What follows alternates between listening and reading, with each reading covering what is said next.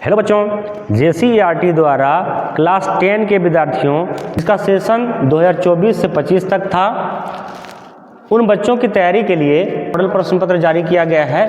तो हम लोग इस मॉडल प्रश्न पत्र को देखेंगे और इसमें देखेंगे कि किस तरह के प्रश्न आपके परीक्षा में आने की संभावना है। हम लोग गणित के मॉडल सेट को देखने जा रहे हैं। तो कुल मिलाकर 52 प्रश्न पूछे जाएंगे।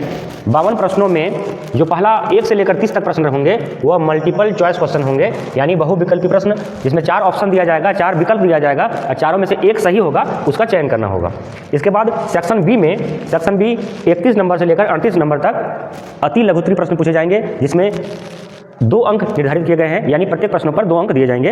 इसके बाद सेक्शन सी में 39 से लेकर 46 तक के प्रश्न हैं और इसमें इस सेक्शन में प्रत्येक प्रश्न को 3 मार्क्स का रखा गया है। और सेक्शन डी जो 47 से लेकर 52 तक है, इसमें प्रत्येक प्रश्न को 5 मार्क्स दिए जाएंगे। तो चलिए देखते हैं हम लोग आज मल्टीपल चॉइस क्वेश्चन 1 से लेकर 30 तक किस प्रकार के प्रश्न इसमें शामिल किया गया है। यहाँ पर प्रश्न दिया हुआ है px = x² - 27। इसका शून्य निकालना था, अंग्रेजी में इसको करते हैं 0। तो चलिए इसको सॉल्व करते हैं। तो हम लोग लिखेंगे यहाँ पर px = 0। px का वैल्यू दिया हुआ है x² - 27। px का यही मान दिया हुआ था, इसके बराबर भी 0 लिखेंगे। तो x² बराबर हो जाएगा 27 और x = हो जाएगा √27। जैसे कि हम लोग जानते हैं रूट अगर लग जाता है तो इसका जो आंसर आता है उसमें प्लस माइनस दोनों होगा। तो इसको सॉल्व करने पर अब देखते हैं 27 को लिख सकते हैं 9 तिया 27। तो 9 का वर्गमूल होता है 3 और ये 3 रह जाएगा और यहाँ पर प्लस माइनस रहता है। तो 2 शून्य निकला, एक प्लस हो गया प्लस 3√3 और माइनस 3√3। तो देखते हैं ऑप्शन में से कौन सा इसमें दिया गया है। तो इसमें देखिए ऑप्शन नंबर बी में दिया हुआ है प्लस माइनस 3√3, इसलिए हमारा आंसर ये होगा। तो इसको हम लोग इस तरह भी बना सकते हैं, ये जो x है, x का मान क्या पुट करेंगे कि इस समीकरण को शून्य कर दे। 9√3 का स्क्वायर यहाँ पर होगा तो 81 तिया 243 हो जाएगा। 243 - 27, तो ये शून्य नहीं आएगा। अब अगर हम इसको पुट करेंगे तो देखेंगे 3√3 का स्क्वायर में 27 घटाना है ना। तो 3 का स्क्वायर 9 और √3 का स्क्वायर 3 होता है। तो 9 तिया 27, 27 में 27 घटेगा तो 0 आ जाएगा, है ना। तो इस मतलब इसका ऑप्शन नंबर बी सही होगा।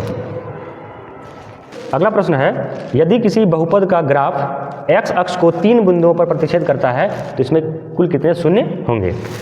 एक बहुपद है, उसका ग्राफ कुछ इस तरह का है। 3 बिंदु को x अक्ष का कट करता है, तो एक यहाँ पर, 2 यहाँ पर और एक यहाँ 3।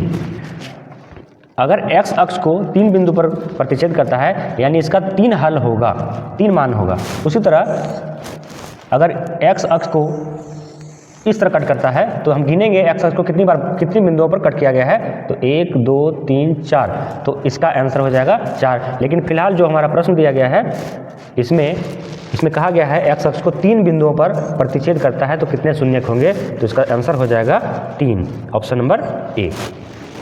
अगला प्रश्न है, 2 परिमेय संख्याओं के बीच कितनी परिमेय संख्याएं हो सकती है। चलिए 2 परिमेय संख्या हम लोग लेते हैं, 1 और 2। इसके बीच में क्या क्या परिमेय संख्या हो सकती है। तो आप कहेंगे कि 1.1 होगा, ठीक है। इसी तरह 1.2 होगा, 1.3 होगा, 1.4 होगा। इसके बाद हम ये भी तो कर सकते हैं 1.11 होगा, 1.12 होगा, 1.13 होगा। फिर कोई कहेगा 1.111 होगा, 1.112 होगा, 1.113 होगा। तो इसमें बहुत सारी परिमेय संख्याएं हो सकती है 2 परिमेय संख्याओं के बीच में। 2 लगातार परिमेय संख्या हमने लिया है, फिर भी इसके बीच में बहुत सारी संख्याएं होंगी, मतलब अनंत संख्याएं हो सकती है। परिमेय संख्या की बात कर रहे हैं हम लोग। लेकिन अगर हम लोग पूर्ण संख्या की बात करेंगे, 1 और 2 के बीच में कितनी पूर्ण संख्याएं हैं, तो एक भी नहीं हमारा इसमें आंसर होता। तो लेकिन इस प्रश्न में दिया गया है कि 2 परिमेय संख्या के बीच में कितनी परिमेय संख्या होगी, तो कितनी होगी, अनंत। ऑप्शन नंबर डी हमारा सही होगा। क्वेश्चन नंबर 4 दिया गया है, 2 क्रमिक सम संख्याओं का HCF क्या होगा। क्रमिक सम संख्या का करने का अर्थ है 2 को कोई लगातार सम संख्या ले लेना। जैसे हम लिए 2 और 4, 2 लगातार सम संख्या है, इसका निकालना है HCF। तो HCF हम लोग निकालने जानते हैं, कई तरह से जानते हैं। तो चलिए हम लोग इस तरह निकालते हैं भाग विधि से। 2 से भाग लगेगा, 2 बार में 0, खत्म हो गया। मतलब 2 4 को पूरी तरह विभाजित कर देता है, इसलिए इसका HCF क्या होगा, 2 होगा। चलिए अगला कोई संख्या हम लोग लेते हैं 4 और 6।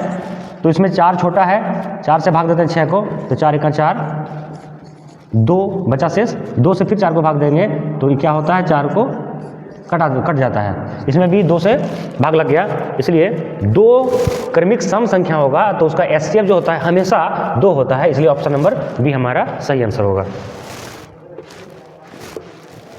अगला प्रश्न है, 2 चरों x, y में रेखिक समीकरण ax plus by plus c के कितने अधिकतम हल हो सकते हैं। देखिए ये दिया हुआ है question, ax plus by plus c, इसका मैक्सिमम कितना हल हो सकता है। इसको हम लोग सॉल्व करेंगे तो क्या होगा, ax इक्वल टू क्या लिख सकते हैं हम, minus C minus B Y, और x इक्वल टू लिखेंगे तो क्या होगा, minus C minus B Y divided by A. अब इसमें y का वैल्यू जैसे जैसे रखते जाएंगे, y का वैल्यू अगर हम 0 रखेंगे, y का वैल्यू 0 रखेंगे तो b गुना 0 खत्म हो गया, या माइनस सी बटाइए, मतलब x का वैल्यू मेरा मिल जाएगा माइनस सी बाई ए। उसी तरह हम x का वैल्यू, y का वैल्यू जब 1 पुट करेंगे, y का वैल्यू जब 1 पुट करेंगे तो x का वैल्यू हो जाएगा minus C minus B by A. इसी तरह y का वैल्यू जब 2 पुट करेंगे तो x का कुछ अलग वैल्यू आएगा।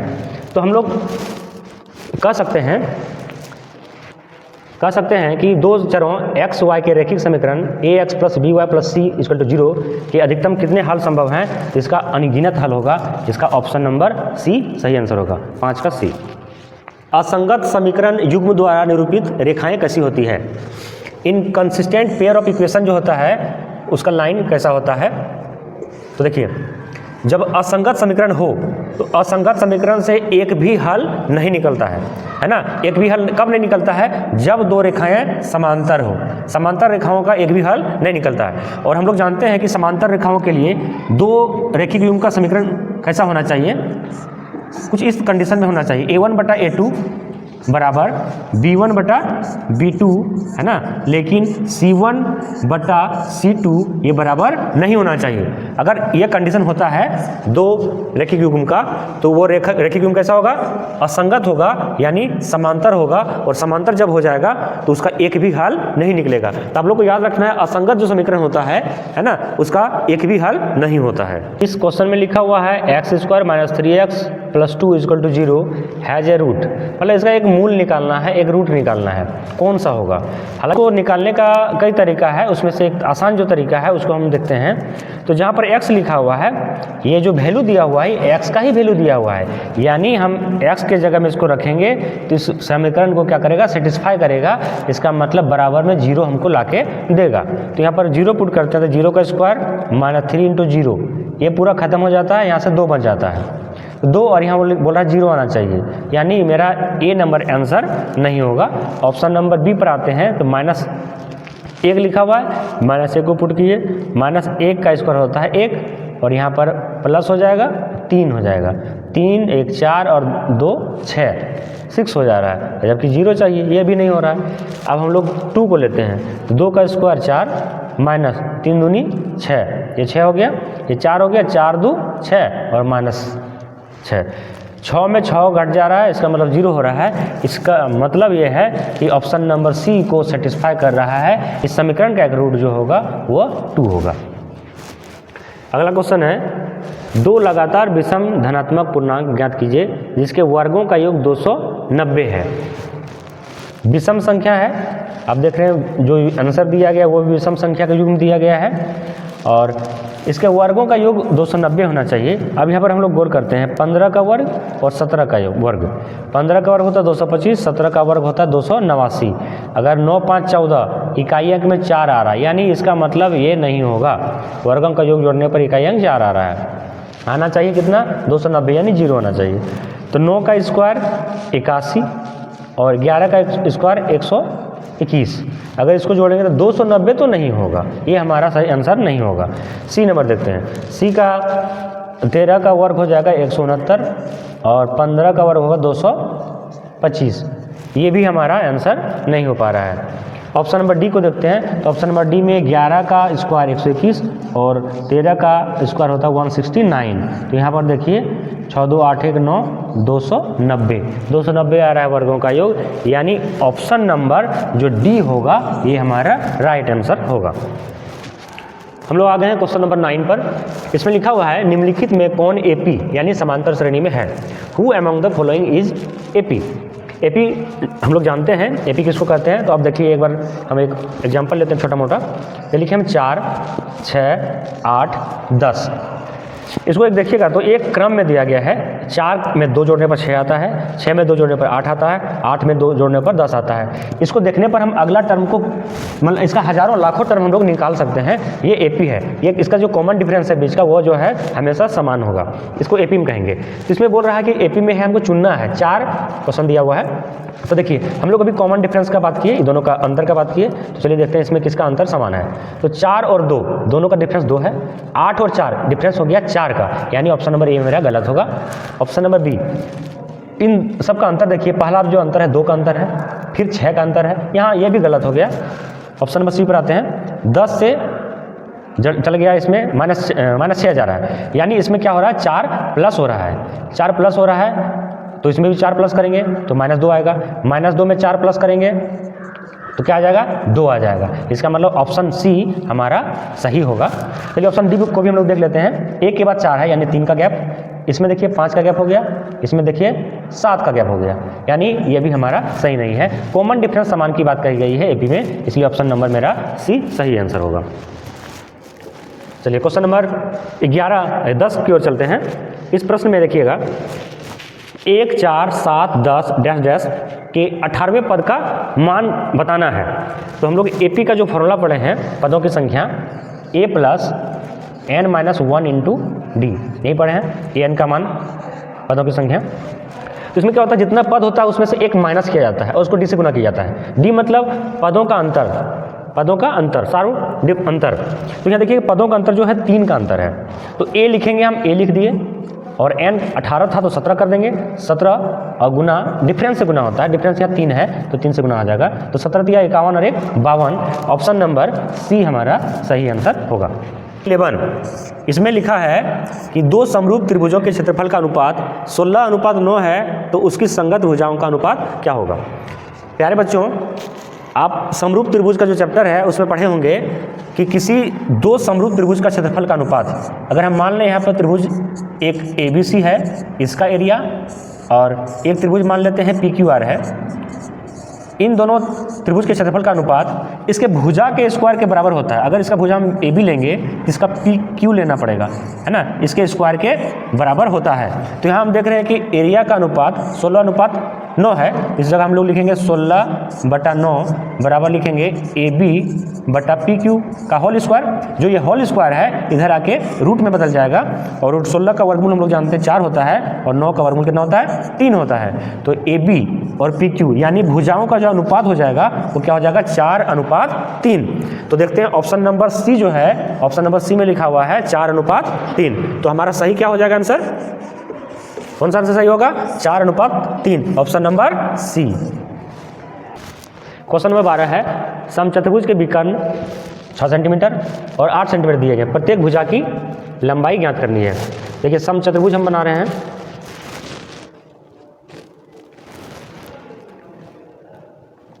एक समचतुर्भुज बना दे रहे हैं। समचतुर्भुज के विकर्ण दिए गए हैं 6 सेंटीमीटर, यानी अगर हम माने तो ABCD चतुर्भुज में AC जो है 6 सेंटीमीटर का। इसमें समचतुर्भुज का एक गुण होता है, जो विकर्ण एक दूसरे को जहाँ प्रतिच्छेद करता है वो समद्विभाजित करता है। मतलब 6 सेंटीमीटर का AC है तो यहाँ पर AO 3 सेंटीमीटर का होगा और OC भी 3 सेंटीमीटर का होगा। उसी तरह 8 सेंटीमीटर का होगा, अगर BD है 8 सेंटीमीटर का तो 4 सेंटीमीटर BO होगा और 4 सेंटीमीटर का OD होगा। और समचतुर्भुज के विकर्ण जहाँ पर प्रतिच्छेद करते हैं वो समकोण पर प्रतिच्छेद करते हैं, यानी समकोण पर समद्विभाजित करते हैं। तो इस जगह पर एक समकोण त्रिभुज बन रहा है, और समकोण त्रिभुज में ये आधार का काम करेगा और ये लंब का काम कर रहा है। तो ये कर्ण होगा, जिसको हम लोग फॉर्मूला से निकाल सकते हैं। इसमें क्या हो जाएगा AD बराबर हो जाएगा 3 का स्क्वायर प्लस 4 का स्क्वायर और रूट अंडर। तो ये हो गया 9 प्लस 16 रूट अंडर में हो जाएगा 25, यानी ऑप्शन क्या हो जाएगा इसका 5। भुजा जो होगा 5 सेंटीमीटर, प्रत्येक भुजा 5 सेंटीमीटर का हो जाएगा। तो चलिए हम लोग देखते हैं क्वेश्चन में इसका सही आंसर ऑप्शन नंबर कितना है। ऑप्शन नंबर सी है, option number C 5 centimetre. Question number 13, दो अक्षों के प्रतिच्छेदी बिंदु को क्या कहते हैं? देखिए, जो दो अक्ष एक दूसरे को प्रतिच्छेद करता है तो इस बिंदु को क्या कहते हैं? इस बिंदु को कहते हैं मूल बिंदु, ओरिजिन, है ना। इसका आंसर हो जाएगा 13 का बी। y अक्ष से 5 इकाई युग्म और x अक्ष पर एक बिंदु P स्थित है। x अक्ष पर एक बिंदु स्थित है P, तो हम लोग कोऑर्डिनेट को बना लेते हैं, एक्सिस को बना ले रहे हैं। कहाँ पर? x अक्ष पर एक बिंदु है P। चलिए हम मान लेते हैं ये बिंदु यहाँ पर P है और इसका y से कितना दूरी पर है? 5 इकाई, यानी यहाँ से यहाँ तक कितना डिस्टेंस है? 5 का। तो इस बिंदु का निर्देशांक क्या होगा? तो इसका देखिए, x अक्ष पर जब भी है तो x अक्ष पर हमेशा y 0 होता है और y से कितना दूरी पर है? 5 इकाई दूरी पर है, इसलिए p का निर्देशांक होगा 5 0। इसे याद रखना है, x अक्ष पर y हमेशा 0 होता है, तो इसका आंसर हो जाएगा 5 0, 14 का ए नंबर। अगला प्रश्न है प्रश्न संख्या 15, यदि साइन a बराबर 3/4 है तो कोसेक, देखिए साइन और कोसेक एक दूसरे का जो है उल्टा होता है, यानी साइन a बराबर हम लिख सकते हैं 1/कोसेक a। तो इसको हम पलट देते हैं, इसका वैल्यू भी पलट जाएगा कोसेक a में। 3/4 है तो यहाँ पर हो जाएगा 4/3, तो 15 का a हमारा आंसर होगा। Question number 16, sine sec a plus 10a गुना 1 माइनस साइन a, ये किसके बराबर में है? तो चलिए इस प्रश्न को हम लोग हल करके देखते हैं। यह लिखा हुआ है सेक a प्लस 10a और यहाँ लिखा हुआ है 1 माइनस साइन a। तो एक काम करते हैं, सेक a इसकल टू हम लोग जानते हैं 1/cos a होता है और 10a होता है sine a by cos a, और यहाँ पर पहले से लिखा हुआ 1 माइनस साइन ए, जैसा है वैसा ही हम लोग इसे रहने देते हैं। यहाँ पर भिन्न का जोड़ जैसा है, कॉस ए लघुत्तम आएगा तो यहाँ लिखाएगा 1 प्लस साइन ए, यहाँ पर ए छूट गया है, और यहाँ पर 1 माइनस साइन ए गुना में है 1 माइनस साइन ए। तो यहाँ से देखते हैं तो एक फॉर्मूला के रूप में हमको दिखाई देता है, एक फॉर्मूला के जैसा दिखाई देता है, a प्लस बी गुना a माइनस बी, यानी a square minus b square का इसका होगा। तो हम लोग लिख सकते हैं a स्क्वायर, मतलब 1 का स्क्वायर 1 है, और साइन a है तो इसको लिख सकते हैं साइन स्क्वायर a, और डिवाइडेड बाय पहले से दिया हुआ है कॉस a। यहाँ देखिए, अब यहाँ पर देखिए 1 का स्क्वायर 1 ही होता है, 1 माइनस साइन स्क्वायर a, मतलब हम लोग बोल सकते हैं cos square a divided by cos a। यहाँ पर कॉस गुना कॉस लिखा हुआ है तो एक कॉस खत्म हो जाएगा, यानी मेरा कॉस ए इसका सही आंसर होगा। तो देखते हैं ऑप्शन नंबर ए, नहीं option number B, option number B में कॉस ए लिखा हुआ है, इसलिए आंसर बी नंबर होगा। चलिए क्वेश्चन नंबर 17 पर आते हैं। 10a का वैल्यू दे दिया है √3, तो a का मान निकालना है। तो हम लोग को पता है बच्चों कि 10 60 का जो वैल्यू होता है वह √3 होता है, यानी हम लोग इस जगह पर लिख सकते हैं 10 60। तो चलिए इसको मिटाते हैं, काटते हैं और लिखते हैं हम लोग 10 60। तो यहाँ इक्वल टू कितना होगा 60 डिग्री, इसलिए ऑप्शन नंबर बी इसका सही होगा, 17 का भी 60 डिग्री। क्वेश्चन नंबर 18, जब किसी सीधे खड़े खंभों की छाया और उसकी ऊंचाई बराबर हो तो सूर्य का उन्नयन कोण हम लोगों को बताना है। तो देखिए ये रहा खंभा और ये रहा उसकी छाया। खंभा की ऊंचाई जितनी है छाया की लंबाई भी उतनी ही है। तो अगर हम माने कि खंभे की छाया a मीटर और छाया की लंबाई a मीटर, तो क्या होगा, दोनों का अनुपात क्या होगा a/a, मतलब लंब और आधार का जो अनुपात होगा वो क्या हो जाएगा 1 होगा, और हम जानते हैं लंब और आधार tan 45 डिग्री में, tan 45 डिग्री में 1 होता है, इसलिए इस प्रश्न का आंसर हो जाएगा ऑप्शन नंबर बी।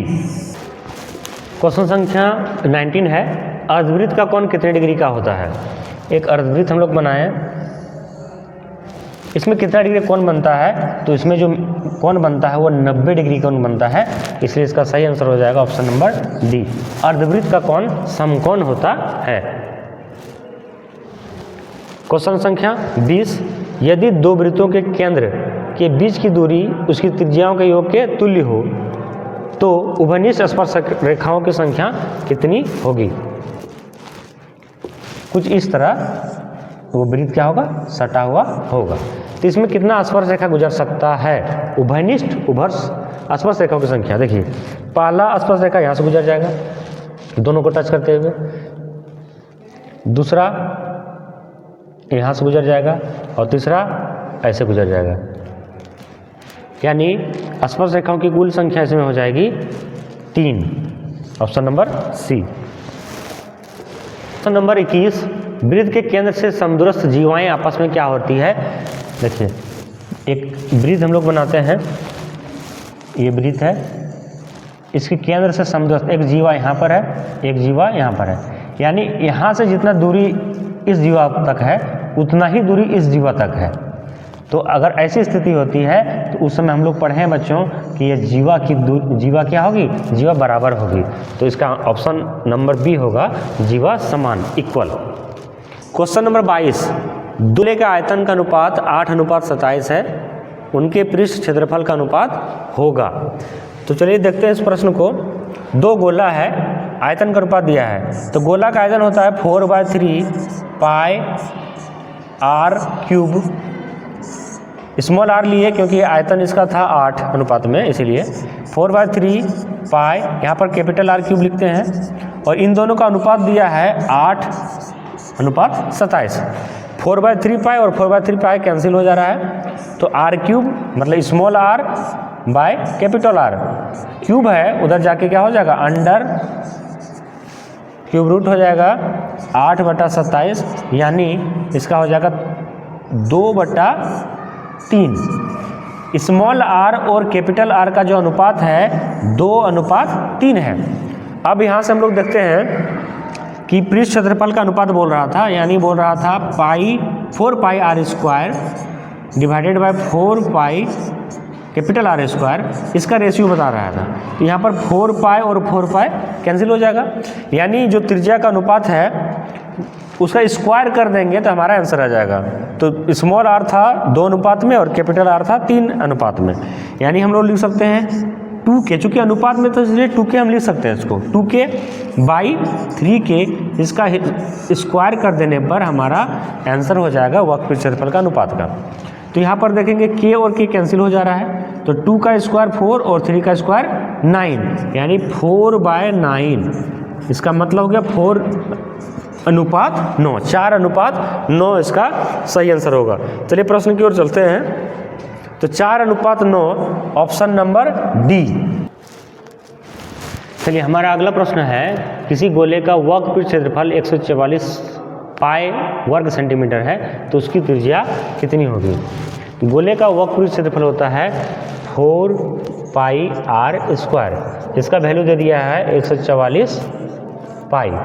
तो यहाँ पर देखेंगे हम लोग पाई और पाई कैंसिल हो गया, और 4 से 144 कटना चाहिए, तो देखते हैं 4 × 12 और 4 × 6 24, यानी 36 बार में कट गया, तो r का वैल्यू हो जाएगा 6 सेंटीमीटर। ऑप्शन नंबर ए इसका सही आंसर होगा। क्वेश्चन संख्या 24 है, एक सिक्के को उछालने पर चीत आने की संभावना क्या है? तो सिक्के को जब भी उछालेंगे या तो टेल आएगा, एक सिक्के को उछालना है, या तो टेल आएगा या तो हेड आएगा, ठीक है। इसमें 2 ही मैक्सिमम जो संभावना है आने का, 2 है आउटकम। तो चित आने की प्रायिकता पूछा जा रहा है, इसलिए इसका आंसर हो जाएगा 1/2। ऑप्शन नंबर बी इसका सही आंसर हो जाएगा। अगला प्रश्न है, एक निश्चित घटने की प्रायिकता होती है, तो निश्चित घटने की प्रायिकता होती है ऑप्शन नंबर डी, मतलब 1। अगला प्रश्न है, एक पासा को उछाला जाता है तो सम संख्या आने की प्रायिकता क्या होगी? तो जब पासा को हम लोग उछालेंगे बाबू, तो इसमें 1 2 3 4 5 6 इसमें से कोई भी आ सकता है, तो इसको उछाला जाता है, सम संख्या आने की प्रायिकता पूछा जा रहा है। सम संख्या आने की प्रायिकता क्या हो सकता है? 1 या तो 2 आ जाएगा, या तो 4 आ जाएगा, या तो 6 आ जाएगा, यानी 3 बार ऐसा हो सकता है जिसमें ये संख्या आ सकती है। कुल संभावना 6 का है और आने का संभावना है 3, यानी 3/6, इसका आंसर हो जाएगा 1/2। तो ऑप्शन नंबर ए इसका सही आंसर होगा। क्वेश्चन संख्या 27, x + 2 3x और 4x + 1 समांतर श्रेणी है, मतलब एपी में है, इसमें x का मान क्या होगा। तो देखते हैं हम लोग थोड़ा देर पहले चर्चा किए थे कि समांतर श्रेणी होने के लिए जो कॉमन डिफरेंस होता है वो क्या होना चाहिए, बराबर होना चाहिए। यानी इन दोनों का माइनस और इन दोनों का माइनस बराबर होना चाहिए। 3x में ये घटेगा, 3x में घटेगा x+2 और 4x+1 में जो घटेगा वो 3x। इन दोनों का जो डिफरेंस होना चाहिए वो बराबर आना चाहिए। पर इसको सॉल्व करेंगे तो हो जाएगा 3x, x माइनस में और ये -2, यहाँ पर हो जाएगा 4x में 3x माइनस हो जाएगा तो x+1। इसको सॉल्व कीजिएगा तो 2x - 2 = x+1। अब x इधर घट जाएगा तो 2x में एक x घट जाएगा तो x बचेगा, यहाँ 1 है और ये +2 हो जाएगा, 1 + 2 3, यानी x का वैल्यू हो जाएगा 3। ऑप्शन नंबर हमारा सी सही आंसर होगा। चलिए हम लोग क्वेश्चन नंबर 28 को देखते हैं। अब इसमें लिखा है यदि 6, 8, 9, x और 13 का माध्य दिया हुआ है 10 है ना, इसका मीन दे दिया है 10, तो इसका x का मान निकालना है। तो बच्चों इसको हम लोग इस तरह बना सकते हैं 6 + 8 + 9 + x + 13 डिवाइडेड बाय कितना अंक है, कितना फ्रैक्शन है, 1 2 3 4 5, यहाँ से हम गिन सकते हैं 5 से भाग देना है और इसका माध्य कितना दे दिया है 10। इसको हम लोग सॉल्व करेंगे तो सॉल्व करने का पर हमारा आंसर जो है आ जाएगा, x का वैल्यू आ जाएगा और वही हमारा आंसर होगा। इसको बनाने का एक और तरीका है, हम लोग इस तरह बना सकते हैं इसको। देखिए चूंकि माध्य 10 दिया हुआ है यानी इन सब संख्या को 10 होना चाहिए। यहाँ x लिखा हुआ है, इसका मान लेते हैं कि इस जगह अभी तत्काल 10 है, 10 होना चाहिए इस जगह। तो देखें यहाँ 6 लिखा हुआ है यानी इसका मतलब यहाँ 4 का कमी हो रहा है, 8 लिखा हुआ है 2 का कमी हो रहा है, 9 लिखा हुआ है 1 का कमी हो रहा है और 13 लिखा हुआ है मतलब यहाँ 3 का अधिकता है। अब देखिए -4 -2 और -1 -7 हो रहा है, -7 + 3 कितना हो जाएगा, -7 + 3 तो हो जाएगा -4, 4 का कमी हो जा रहा है और यहाँ 10 तो कमी है ही है पहले से, यानी 14x का मान होगा तो मेरा आंसर सही हो जाएगा, माध्य मेरा 10 हो जाएगा। इसलिए ऑप्शन नंबर सी हमारा सही आंसर होगा। ठीक है, समझ में आ गया होगा। अब हम लोग क्वेश्चन संख्या 29 को देखते हैं। इसमें बहुलक निकालने को कहा गया है। अंक दिया हुआ है 2, 6, 4, 5, 0, 2, 1, 3 और 2 सेक्शन दिया गया है। तो बहुलक क्या होता है, जो संख्या सबसे अधिक बार रिपीट किया गया है, जिसका बहुलता ज़्यादा है जिस संख्या की, वही इसका बहुलक होगा इस डेटा का। तो हम लोग देखते हैं यहाँ पर 2 जो लिखा हुआ है 1 बार, 2 बार, 3 बार लिखा हुआ है, 2 की बहुलता ज़्यादा है ना, इसलिए ऑप्शन नंबर ए इसका आंसर होगा। अगला इसमें लिखा हुआ है 8, 7, 12, 15, 10, 9, 11 की माध्यिका क्या होगी। तो सबसे पहले इसको लिखना पड़ता है आरोही क्रम में। तो 7, 8, 9, 10, 11, 12 और 15 यही सब संख्याएं दी गई है। तो इसको गिनेंगे कितने अंक, 1 2 3 4 5 6 7। चूंकि इसमें 7 अंक हैं तो 7 अंक है, इसका मतलब माध्यिका की संख्या में कितनी, कौन सा पद होगा यहाँ लिखेंगे। इसका जो फॉर्मूला होता है n+1/2वां पद, यही होता है फॉर्मूला। विषम संख्या है इसलिए n का मान 7 है, 7 + 1 8, 8/2 मतलब चौथा पद हमारा आंसर होगा। तो 1 2 3 4 इसका माध्यिका कितना हो जाएगा 10, यानी ऑप्शन नंबर ए हमारा सही आंसर होगा।